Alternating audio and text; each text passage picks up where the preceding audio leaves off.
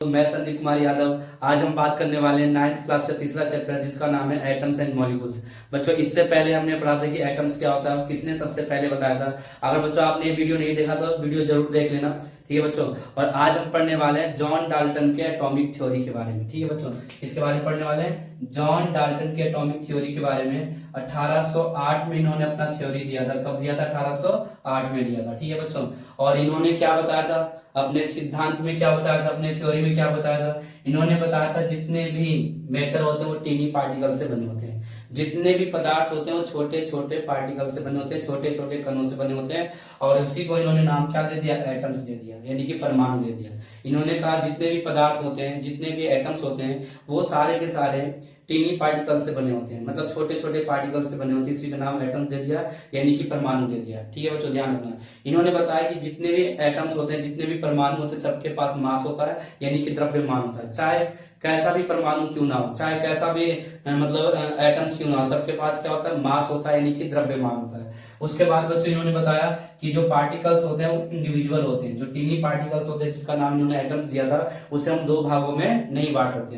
कहने का मतलब है कि जो महर्षि कर्नाड ने बताया था कि हम एटम्स को दो भागों में नहीं बांट सकते, परमाणु को दो भागों में नहीं बांट सकते, उसी को हम परमाणु कहते हैं। जैसे ईंट का एग्जांपल दिया था, ईंट को तोड़ा और तोड़ा और तोड़ा और तोड़ा, हम तोड़ते गए। जब एक समय ऐसा आएगा जब ईंट टूटना बंद हो जाएगा, और जब ईंट टूटना बंद हो जाएगा तो उसी को हम क्या कहेंगे? एटम्स कहेंगे, यानी कि परमाणु कहेंगे। तो ये भी यही बता रहा है, यानी कि जॉन डाल्टन ने बच्चों यही बताया कि जो टूटना बंद हो जाता है, जिसे हम दो भागों में डिवाइड नहीं कर सकते हैं, उसी को हम क्या कहते हैं? एटम्स कहते हैं, यानी कि परमाणु कहते हैं। उसके बाद बच्चों जब हम डिफरेंट प्रकार के एलिमेंट को मिलाते हैं, जब अलग अलग प्रकार के एलिमेंट के एटम्स को मिलाते हैं, अलग अलग प्रकार के तत्वों के परमाणु को मिलाते हैं, तो बच्चों उसके जो केमिकल प्रॉपर्टीज है वो भी चेंज हो जाता है और मास भी चेंज हो जाता है, दोनों बदल जाता है। जैसे मान लिया बच्चों हमने आयरन लिया, आयरन को हमने क्या किया?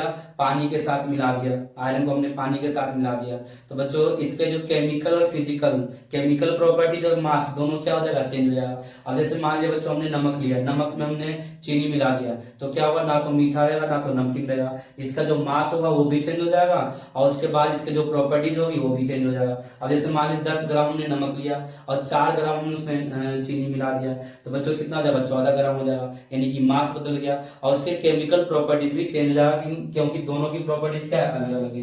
जिन्होंने यही बताया कि जब हम एक ही अलग अलग प्रकार के एलिमेंट के एटम्स को मिलाते हैं, जब अलग अलग प्रकार के तत्वों के परमाणु को मिलाते हैं, तो उसका मास भी बदल जाता है, यानी कि द्रव्यमान बदल जाता है, और उसके केमिकल प्रॉपर्टीज भी चेंज हो जाता है, ठीक है बच्चों। उसके बाद इन्होंने बताया कि जब हम एक ही प्रकार के एलिमेंट के एटम्स को मिलाते हैं, जब एक ही प्रकार के परमाणु तत्वों के परमाणु को मिलाते हैं, तो उसके भाई प्रॉपर्टीज में कोई बदलाव नहीं आता। प्रॉपर्टी का मतलब बच्चों उसके जो द्रव्यमान होता है उसको तो बदल जाता है, लेकिन गुणधर्म में कोई बदलाव नहीं आता, लेकिन द्रव्यमान जो है बदल जाता है, मास है जो बदल जाता है। अब जैसे मान लिया बच्चों 10 ग्राम चीनी है, 10 ग्राम चीनी में 10 ग्राम चीनी और हमने मिला दिया, तो बच्चों कितने ग्राम चीनी हो जाएगा? 20 ग्राम चीनी हो जाएगा। लेकिन बच्चों उसका जो प्रॉपर्टी जो है, जो रासायनिक गुण है, वो क्या होगा?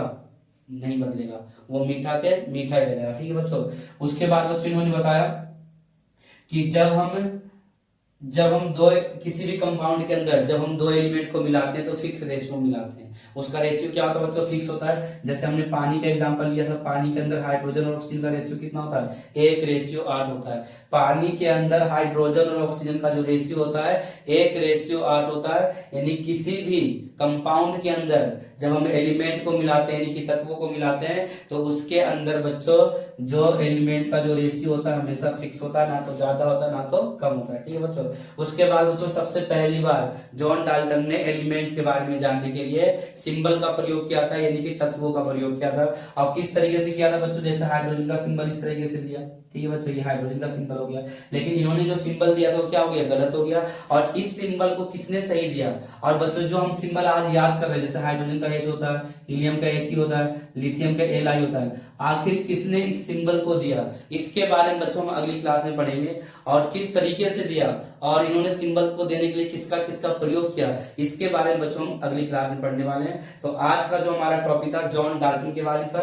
बच्चों एक बार और सुन लो, इन्होंने बताया कि टीनी पार्टिकल से मिलकर कौन बने होते हैं, मैटर बने होते हैं। और जिस टीनी पार्टिकल से मिलकर मैटर बने होते हैं यानी कि पदार्थ बने होते हैं, उसी को क्या कहते हैं, एटम्स कहते हैं यानी कि परमाणु कहते हैं। और बच्चों पार्टिकल जो होते हैं इंडिविजुअल होते हैं, मतलब इसे हम दो भागों में विभाजित नहीं कर सकते हैं। उसके बाद इन्होंने बताया कि जब अलग अलग प्रकार के एलिमेंट के एटम्स को मिलाते हैं तो मास भी बदल जाता है, प्रॉपर्टी भी चेंज हो जाता है, यानी कि गुणधर्म भी बदल जाता है। उसके बाद जब एक ही प्रकार के एलिमेंट के एटम्स को मिलाते हैं तो ना तो मास बदलता है, सॉरी मास तो बदल जाता है लेकिन प्रॉपर्टीज में कोई चेंज नहीं आता, यानी कि द्रव्यमान में बदलाव आता है लेकिन गुणधर्म में कोई बदलाव नहीं आता। उसके बाद इन्होंने बताया कि जब किसी भी कंपाउंड के अंदर, मतलब किसी भी यौगिक के अंदर जब हम एलिमेंट को मिलाते हैं तो फिक्स रेशियो मिलाते हैं, यानी कि निश्चित अनुपात में मिलाते हैं। जैसे बच्चों पानी के अंदर हाइड्रोजन और ऑक्सीजन का जो रेशियो होता है 1:8 होता है। और उसके बाद जो सबसे लास्ट पॉइंट इनका ये था कि पहली बार किसी साइंटिस्ट ने एलिमेंट के सिंबल का प्रयोग किया था, जो क्या हो गया, गलत हो गया। ठीक है बच्चों, तो ये था आज का हमारा टॉपिक। और बच्चों आगे का वीडियो देखने के लिए चैनल को सब्सक्राइब और वीडियो को लाइक जरूर करें। ठीक है बच्चों, आप वीडियो देखने के लिए बहुत बहुत धन्यवाद।